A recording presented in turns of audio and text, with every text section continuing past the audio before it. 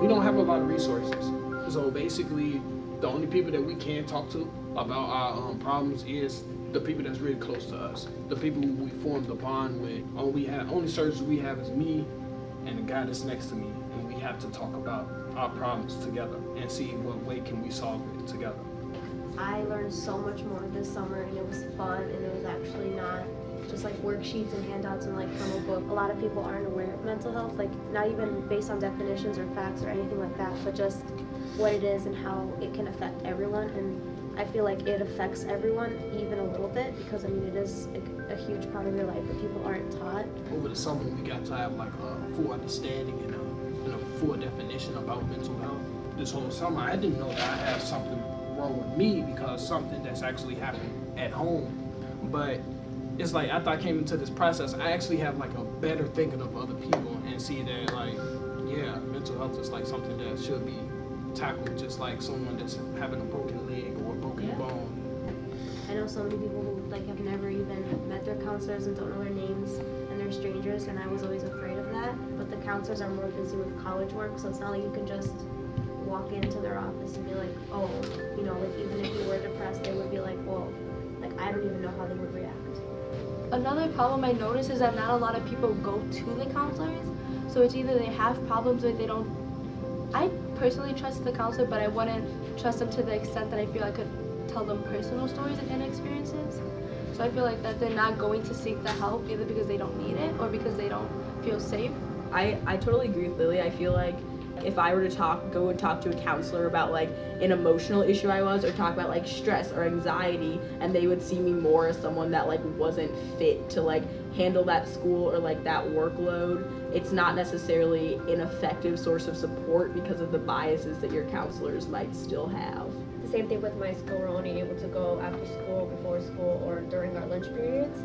But then like what if during class periods one of us needs to go to our counselor and talk? Like the teachers yell at us, they don't let us go to our counselors. We have to go at certain times, and we have a wait list too. School is like the only place that I feel like I can go if I have any problems, because you know that's what I know people the most, and I'm definitely not going to the hospital for. So I trust in my friends, or I trust in teachers, or sometimes I just lock it in because I don't want to burden anyone else. So I guess we need to have access through the schools, because that there's where most people spend their time. A lot of our recommendations were geared towards spaces that like young people are. So like at school you could have peer support groups that would like help students inside of school create like safe places where they can talk about these things and learn about mental health. Training teachers on mental health in general would just educate them on like proper language to use in the classroom, or just like how to recognize if a student is struggling or some sort of outside support that they might need. If I can tell CPS or even the mayor a rec that I would like to enforce is to like have classes about mental health,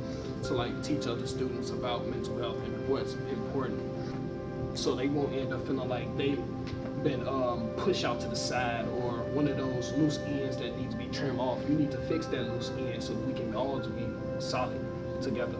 If I could tell the future president what she should do about the problem and surrounding mental health, I would tell her we have to learn to accept mental health the way it is. Like we shouldn't try to fit it into a box saying, if you want this treatment, you have to follow this steps and then you'll be cured, you'll be fine. By opening more health facilities and in communities that don't have them, or low-income communities that won't be able to afford going out of their way, traveling to like the north side to get those treatments.